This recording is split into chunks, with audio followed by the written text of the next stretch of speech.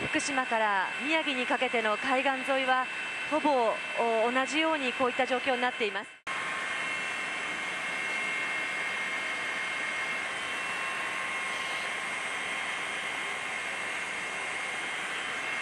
こちらは福島県の原町の上空です。山のふもとになるのでしょうか、民家が多数潰れたままになっています。いろいろな瓦礫、そして物がですね、この民家周辺に集まってきて、そしてそのままになっています。この民家のすぐ脇には林でしょうか森でしょうか、木がそびえ立っていまして、この大きな民家数棟が瓦礫にまみれて放棄されているといった状況です。そして近づいてみますと、土砂が建物の1階部分を覆っている、そんなように見受けられます。こちら画面右になりますと、家屋のほぼ屋根の下ぐらいまで土砂が来ている、そんなような印象です。そして車も見えます。車も見えますけれども、車の後ろの部分はひしゃげたようになっています。そして画面の上の方に人が歩いている姿が見えます。この道路もですね、辺りがぐしゃぐしゃになって、そしてアスファルトがめくれ上がっている、そんな状況なんですけれども、人が歩いています。そして犬の姿も見えました。道路の横にはビニールハウスが見られますけれども、そのビニールハウスの周りもいろいろなものが流れ着いてきて、このビニールハウスの中の何か作物を育てていたと思うんですけれども、全く見えない状況です。辺り一面が本当に、乾いた部分と焦げ茶色、この焦げ茶色というのは水に埋まっている部分ですけれども、そういったようにくっきりと分かれています。津波が押し寄せた部分がこの色によって分かると思います。ここに行きます。そして津波が押し寄せた部分、この焦げ茶色のところの建物にカメラを近づけてみますと、屋根のすぐ下まで土砂が埋まっていまして、そして物が漂着した姿が見られます。こちらには人影は現在のところ見られません。この周りはすべて土砂です。しかしですね、この土の色は変わっているんですけれども、徐々に水が引いてきたと見られまして、だんだん乾燥してきているようです。今こちら川の河口です。海に向かって水が流れ出しているのがお分かりになると思いますけれども、この辺り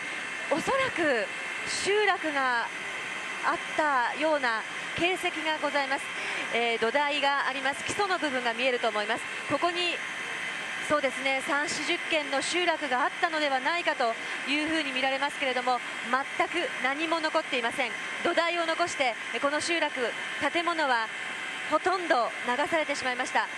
一棟だけこちら四角い建物が残っていますけれども、こちらも屋根は剥がされまして、全く見る影もありません。建物の土台だけです。土台だけしか残っていません。河口付近、津波の力によって建物がすべて数十棟あったと思われますけれども、全く残っていません。この辺りそろそろ水が引いてこようかと思われます。土の色はまだ湿ったままなんですけれども、水は徐々に引いてきていますけれども、姿を現したのは建物の土台、基礎の部分だけです。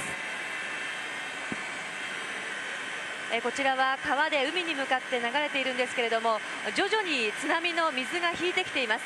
その引いてきた水が川に沿って流れているんですが、ご覧のように海の本来の色と全く違う土を巻き込んだ水が海に返されていきます。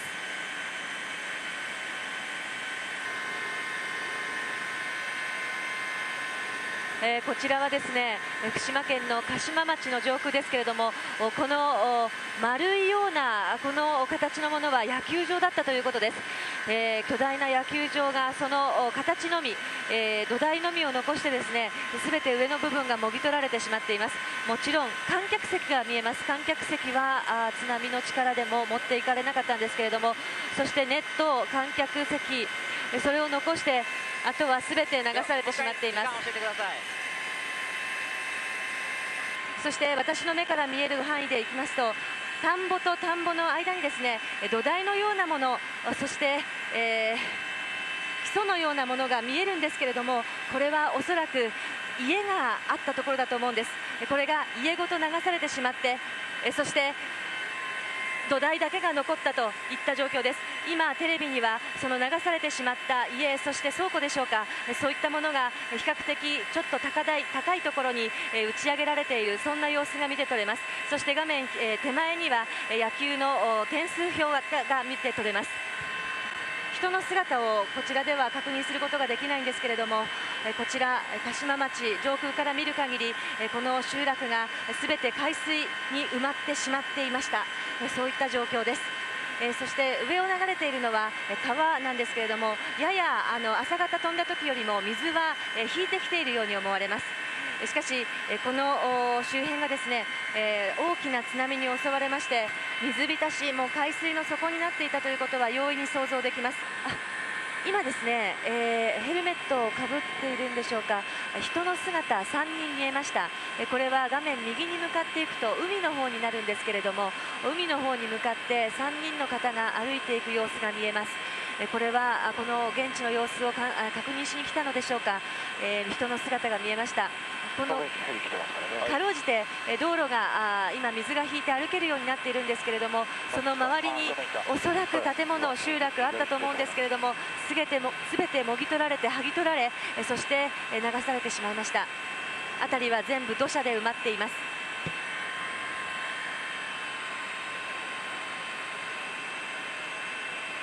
このような広い画角でご覧いただけると思うんですけれども、海は今比較的落ち着いた状態なんですけれども、潮位はまだ高いままかと思われます。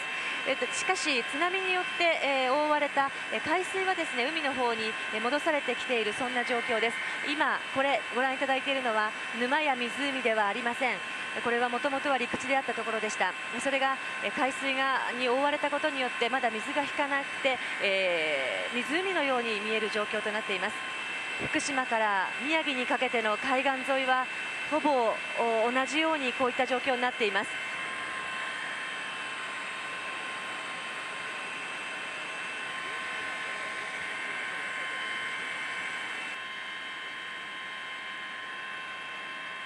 こちらは福島県相馬市の松川浦の南の方です。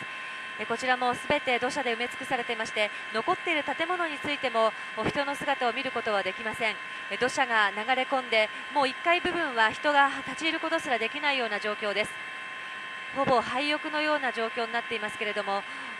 ごく稀にですね、このように建物だけは残っているんですけれども、辺りを見てみますと土砂、そして瓦礫、ゴミ、いろいろなものに囲まれていて、もはや人の姿を見ることはできません。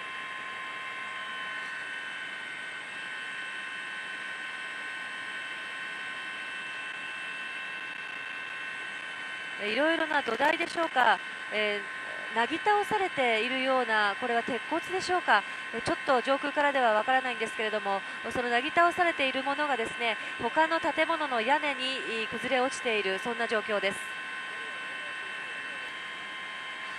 こちら画面の左下が海、そしてここに見えるのは元集落があった場所です。こちらの集落でも土台のみを残して、基礎のみを残して、上に建ててあった建物、家すべてがもぎ取られ、そしてどこかに押し流されてしまっています。ここには集落がありました。しかし今はその姿は全く見られません。残っているのは基礎の部分と、そして土砂だけです。この画面の下が海ですけれども、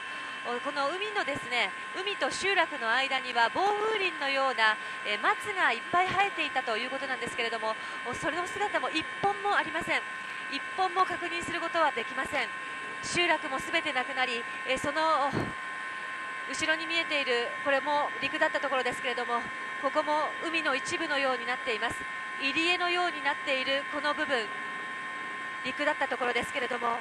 全く跡形もありません。ただ一本道路のみが今は水が引いて浮かび上がっています。しかしここを歩く人は誰もいません。ここが元集落だったということを表すのはこの道路のみでしょうか。あとは本当に何もありません。